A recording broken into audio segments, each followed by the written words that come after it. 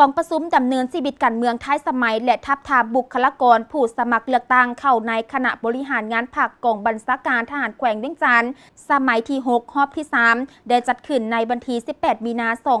2025อยู่ที่สโมสรกองบัญชาการทหารแขวงภายใต้การเป็นประธานของสหายคำพันธ์สิทธิดำพากรรมการศูนย์กลางพรรคเลขาพรรคแขวงเจ้าแขวงเวียงจันทร์มีสหายพลจัตวาจันทาบุญนวงศ์คณะพรรคกรมใหญ่หัวหน้ากรมจัดตั้งพรรคกรมใหญ่การเมืองกองทัพสหายพันเอกคำเอียสุขแสงเหนือห้องหัวหน้ากรมพนักงานมีบรรดาสหายในคณะบริหารงานภาคกองบัญชาการแขวงเวียงจันทร์สุดที่5คณะจัดตั้งแขวงคณะพรรคฮักฐานหน่วยพรรคและผู้แทนสมบูรณ์เข้าร่วม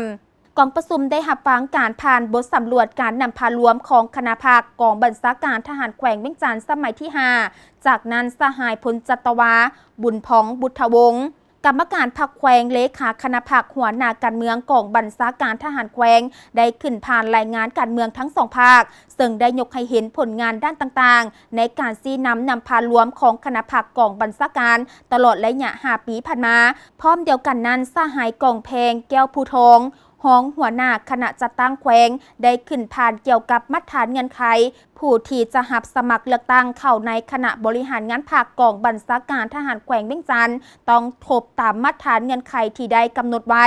จากนั้นบรรดาสหายผู้แทนสมบูรณ์ได้สุ่มทุกสติปัญญาเข้าในการค้นคว้าประกอบคำคิดเห็นแนใส่เหตุให้กองประชุมครั้งนี้มีเนื้อในกระทัดหัดนักแน่นเพื่อก้าวไปสู่ความเป็นเอกภาพสูงทั้งกำหนดทิศทางแผนการให้ถูกต้องสอดคล้องกับสภาพและเงื่อนไขความเป็นจริงในแต่ละระยะเพื่อเฮ็ดให้ห่างรายงานการเมืองมีเนื้อในครบถ้วนพร้อมกันก้าวไปสู่กองประชุมใหญ่ผู้แทนสมาชิกพรรคครั้งที่6องค์คณะพรรคกองบัญชาการทหารแขวงเวียงจันทร์ให้เต็มไปด้วยเนื้อในอุดมสมบูรณ์และมีความหมายลึกซึ้ง